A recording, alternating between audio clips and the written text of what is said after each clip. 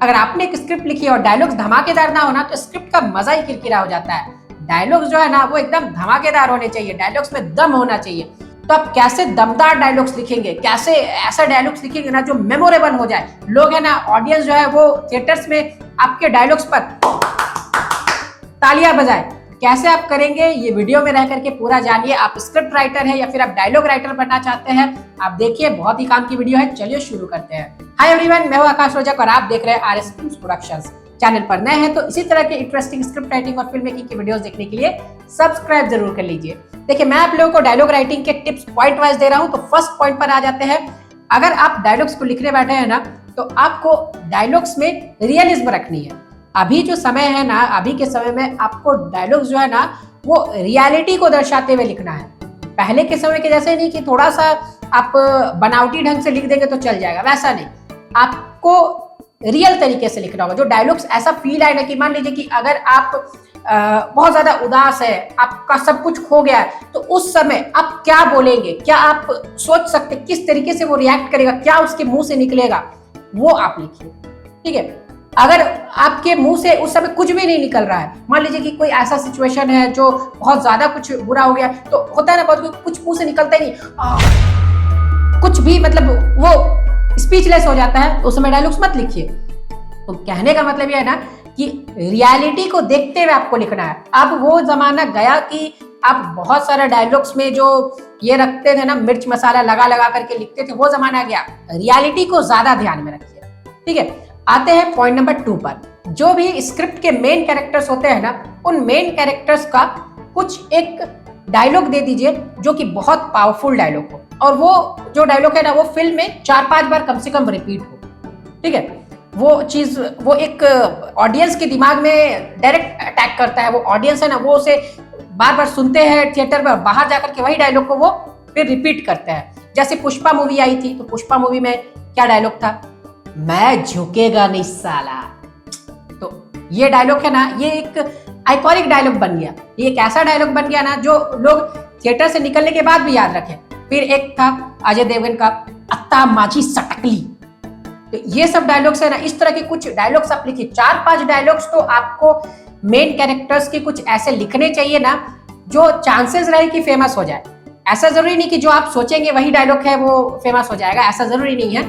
आप 4-5 अच्छे कुछ डायलॉग्स को लिखिए, कुछ पंचेस को लिखिए, कुछ पॉइंट्स को लिखिए, है ना। मतलब कहने का मतलब है कि कुछ बहुत ही ज्यादा हाईलाइटेड डायलॉग्स को आप वहां पर लिखिए, और उसके बाद फिर 4-5 आप लिखेंगे तो उसमें से एक डायलॉग जो है वो तो मेमोरेबल हो जाएगा। ठीक है। ये चीज आपको समझ में आ गई। पॉइंट नंबर 3 है, जब भी आप डायलॉग्स को लिखते हैं ना, तो कोशिश कीजिए कि ज्यादातर समय आप डायरेक्टली किसी चीज को बोल करके ना बताएं, आप रिएक्शंस के जरिए या डायलॉग्स के जरिए उस चीज को बताइए। जैसे मान लीजिए, एग्जांपल से मैं आपको समझा रहा हूँ, आपको भी ऐसा समझ में नहीं आएगी। मान लीजिए कि कोई है, वो किसी से बहुत ज्यादा गुस्सा है, तो डायरेक्टली मत दिखाइए कि कैरेक्टर है वो बोल रहा है कि मैं तुमसे नाराज हूँ। नहीं, कोई जरूरी नहीं है। आप बातों से दिखाइए, है ना। बातों से वो बोलेगा कि मैं जा रहा हूं यहां से, या फिर वो कैरेक्टर बोल सकता है मैं यहां अब एक पल नहीं रुकूंगा। तो इस तरीके से कर सकता है।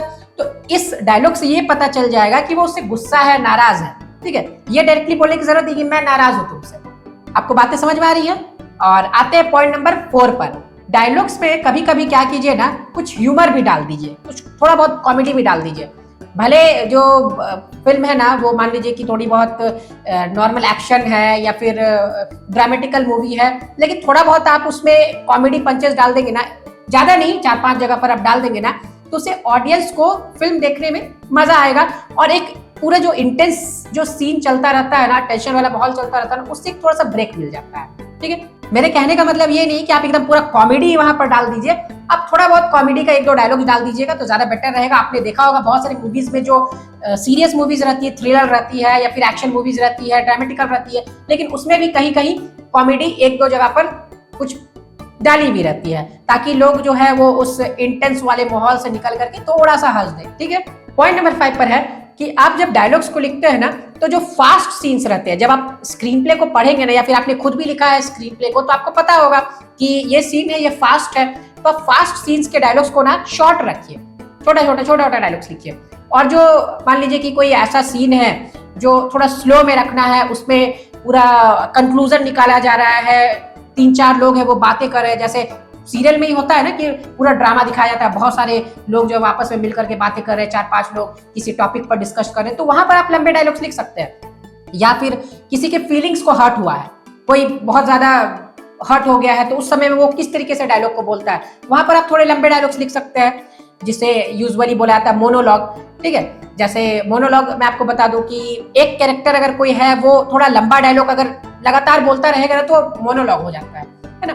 तो वो मोनोलॉग जो है वो भी आप लिख सकते हैं, लेकिन वो आप देख लीजिएगा कि जो सीन है ना, जो स्लो है उस सीन में रखिए। फास्ट जो सीन्स होती है ना, जो एकदम फटाफट फटाफट कट कट कट आएगी, वो सीन्स में आप लंबे डायलॉग्स को मत लिखिए, शॉर्ट शॉर्ट डायलॉग्स को लिखिए। अंडरस्टूड।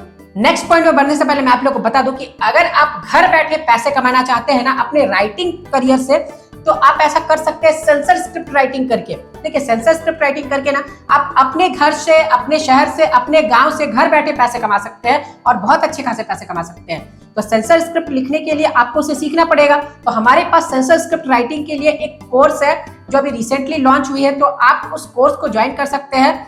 इसमें आप लोगों को सेंसर स्क्रिप्ट राइटिंग पूरे प्रोफेशनल वे में सिखाया गया है, टोटल चीजें सिखाई गई है और प्रैक्टिकल वीडियोस के जरिए सैंपल्स एग्जांपल्स के साथ बताया गया है।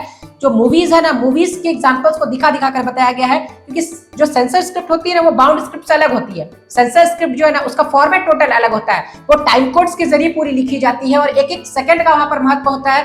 कैसे शॉर्ट्स को लिखा जाता है, डायलॉग्स को कैसे लिखा जाता है, उसमें क्या फॉन्ट में लिखना है, क्या लैंग्वेज में लिखना है, टोटल चीजें कोर्स में बताई गई है। और अभी इस कोर्स में बहुत ही धमाका ऑफर चल रही है। सेंसर स्क्रिप्ट राइटिंग के कोर्स में 17 अप्रैल 2025 तक आपको 60% की डिस्काउंट दी जाएगी। बहुत ही गजब का धमाका ऑफर है। ऐसा ऑफर जो है ना ये आपको दोबारा नहीं मिलेगा कभी। 5000 की ये जो कोर्स है ना ये आपको मात्र अभी 2000 रुपीज में मिल रही है। तो याद रखिए, आप इस कोर्स को 17 अप्रैल 2025 तक में ज्वाइन कर लेंगे तो आपको 60% का डिस्काउंट दिया जाएगा। तो इसीलिए जल्दी से जल्दी स्क्रीन पर दिए गए नंबर पर डायल करके ज्वाइन कर लीजिए कोर्स को मात्र 2000 रुपए में। 6th पॉइंट पर है, जब स्क्रिप्ट में एक्शन सीन चलता रहता है ना, तो उसके लिए आप डायलॉग्स पे कुछ हाईलाइटेड डायलॉग्स को जरूर लिखिए। ठीक है, जैसे मान लीजिए कि कुछ एक्शन सीन चल रहा है, उसमें कोई कैरेक्टर है वो कुछ इस तरह का डायलॉग बोल रहा है। एक एग्जांपल से मैं आपको बताता हूँ, अरे पहले गोली चलाने दे, बाद में गिनती करना। इस तरीके से आप कुछ हैवी डायलॉग्स वहां पर डाल सकते हैं।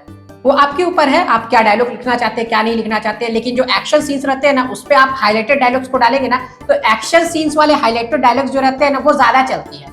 ठीक है, आप यूजुअली देखेंगे कि जो एक्शन सीन्स में जो डायलॉग्स बोले जाते हैं ना, कि जैसे वो मैंने आपको स्टार्टिंग में एग्जांपल दिया, अतामाजी सटकली और मैं झुकेगा नहीं साला, तो वो सब डायलॉग्स जो है वो सब एक्शन सीन्स के पहले यूजुअली बोले जाते थे।